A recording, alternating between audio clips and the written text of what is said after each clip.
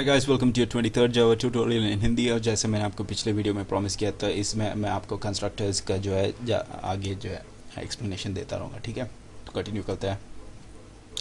हमने पिछले वीडियो में हमने एक प्रोग्राम बनाया था जो कंस्ट्रक्टर्स का यूज़ करता है।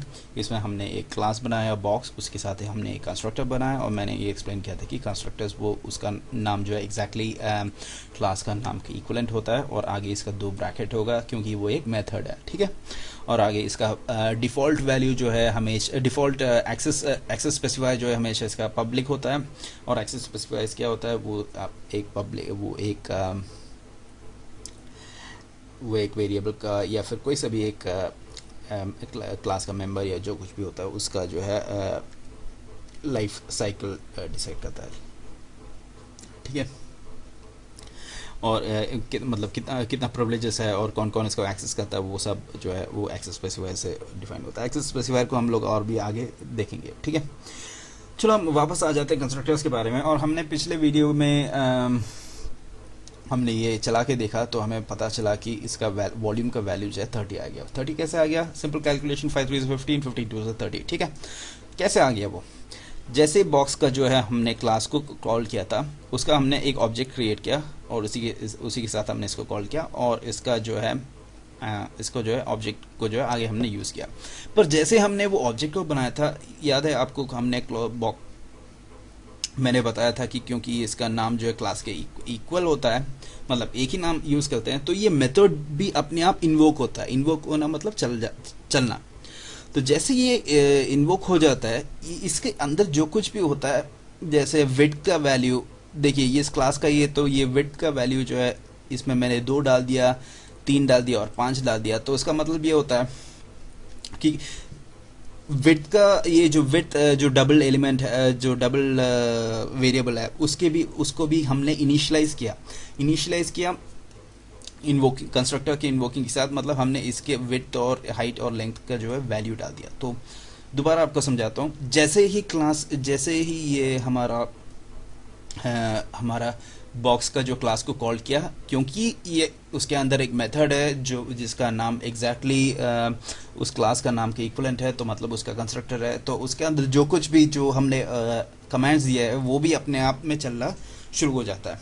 ठीक है, तो इसके साथ इनिशियलाइज भी हो गया 3 वेरिएबल्स और इसके अंदर चला गया वैल्यूज 2 3 एंड 5। ठीक है, आगे क्या हुआ? डबल का एक वो वेरिएबल लिया जिसका हमने नाम रखा है वॉल्ड, बेसिकली वॉल्यूम को रिप्रेजेंट करने के लिए। और ob.volume, देखिए ob.volume क्या है? ob इस बॉक्स क्लास का ऑब्जेक्ट है और हमने इससे एक मेथड एक्सेस किया जिसका नाम है वॉल्यूम। ठीक है, वॉल्यूम कोई पैरामीटर्स नहीं लेता, इसलिए इसका आगे वाला 2 जो open and close round parenthesis है वो एम्प्टी है। और इसमें ये क्या करता है? ये खाली रिटर्न करता है width into height into length, क्योंकि कंस्ट्रक्टर के हेल्प से हमने इसको इनिशियलाइज किया 3 वैल्यू को, तो इसके अंदर वैल्यूज है और इसको हम आगे मल्टीप्लाई कर रहे हैं ये वॉल्यूम वाला मेथड के हेल्प से।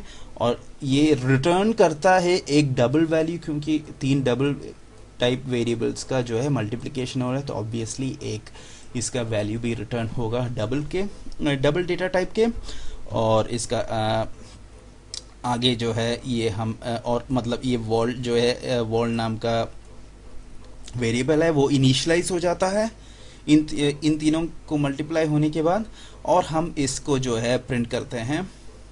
और जैसे ही प्रिंट होता जाता है वॉल्ड के अंदर जो कुछ भी वैल्यू जो है स्टोर हो जाता है वो या इनिशियलाइज हो जाता है, वो जो है आगे प्रिंट होता है।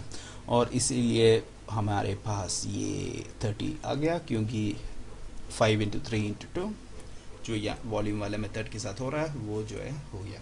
ठीक है, मुझे लगता है कि आपको कंस्ट्रक्टर्स समझ में आ गया। थोड़ा सा कॉम्प्लिकेटेड है, मैं समझ सकता हूँ, क्योंकि आपकी तरह मैं भी एक स्टूडेंट था कभी, और मैंने भी इसको जो है काफ़ी एफर्ट डाल के सीख लिया। मुझे लगता है कि मेरा एक्सप्लेनेशन से आप संतुष्ट है या फिर हैप्पी है। एनीवेज, अगर आपको कोई डाउट्स आ रहा है तो ज़रूर प्लीज़ पूछ लीजिएगा, नीचे कमेंट सेक्शन में डाल सकते हैं, मैसेज कर सकते हैं मुझे। अगर आपको मेरा वीडियो ट्यूटोरियल्स पसंद आ गया तो आप मुझे सब्सक्राइब कर सकते हैं, और लाइक बटन भी है नीचे थम्स अप का सिंबल के साथ, उसको भी आप क्लिक कर सकते हैं और आपको बिल्कुल पसंद नहीं आया तो हम डिसलाइक भी कर सकते हैं, पर मैं आशा करता हूँ कि आपको कुछ भी डिसलाइक नहीं हुआ। Okay guys, see you in the next video tutorial. वो काफ़ी इंटरेस्टिंग होगा क्योंकि हम लोग थोड़ा सा आगे बढ़ेंगे। Okay guys, till then good bye.